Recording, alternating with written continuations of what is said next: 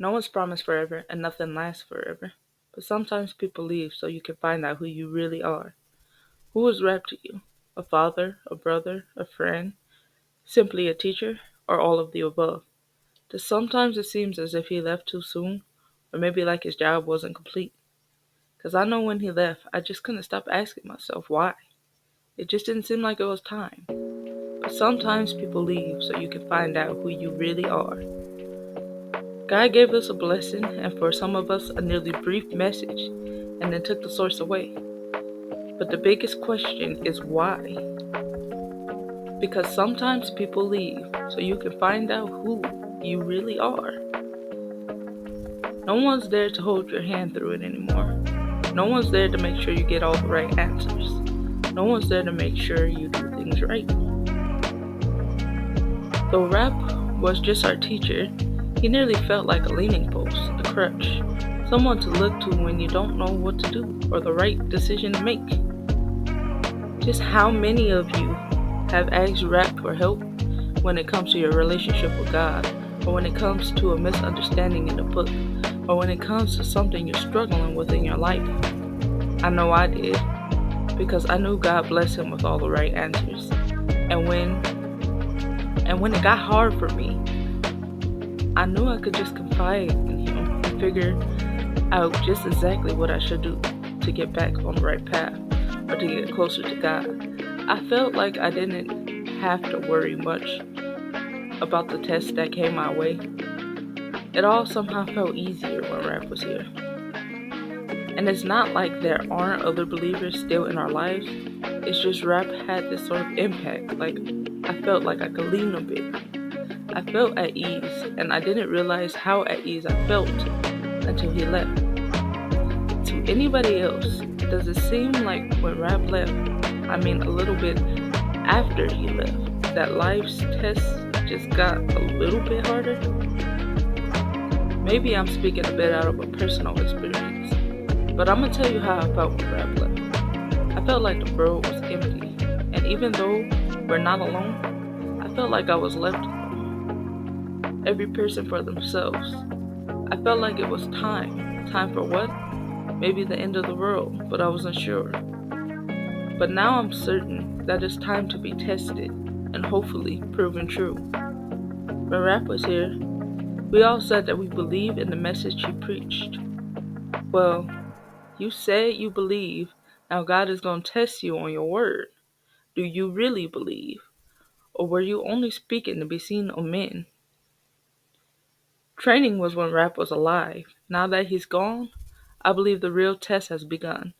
Kinda reminds me when the Bible says, many will be called, but few are chosen. So we all were called, but all of us are not chosen. I believe this is the stage where God separates the wheat from the tares. And how he's gonna do that is by testing to see who truly believes and who was just truly faking to be seen of men. When you are a true believer, you do what God will have you do in the open and in secret. And you do it when people is watching and when they ain't. True believers speak belief out in the open and carry out those words in secret as well as in open. If you find yourself speaking and doing the right things in the open, but in secret you are not doing those things, then in fact, you are doing those things only to be seen of men. Because if it was for the Most High, then you will always do what's right, whether someone is watching you or not. Like Rap used to say, I'm the same person everywhere I go. Meaning he's constant. He's true to God whether you're there to witness it or you're not. And that's how we all should be. You shouldn't have a dual personality. You shouldn't be a light in the light. But when it get dark, your light goes out. That doesn't make sense. It don't make sense at all. You should be a light all the time. And you should be brightest in the darkness. When ain't nobody watching you. Like Rap used to also always say, I'm a light that never goes out. And you should be the same. The real test is when no one's watching. The real test is when you alone and ain't no believers around. Who are you then? Who are you when you alone with your evil desires? Do you just succumb? Do you break down and give in? Because if you do, you are not who you say you are. You don't have any regard for God. It's just all that it states. You don't have regard for God.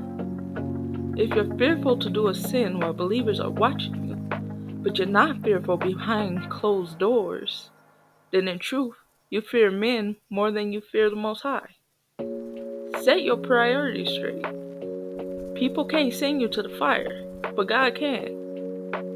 Why do you fear men more than you fear God, when God is the one who can destroy both the body and the soul? So again, sometimes people leave so you can find out who you truly are. Are you a teacher, a leader, simply a believer? Or are you a hypocrite, or simply a rejecter? Are you a wheat? Are you a tare? Are you of the flesh or the spirit? Start asking yourself some real questions, because these are the final hours and this is the final test. We don't have much time left, and we ain't got time to play games. So final time. Sometimes people leave so you can find yourself. Ask yourself who you are when no one's watching. I asked myself, and the answer came back. I'm a fighter, and I'm at war with the flesh. And until the day I die, if God wills, I'm gonna fight in God's cause to the very end. So who are you?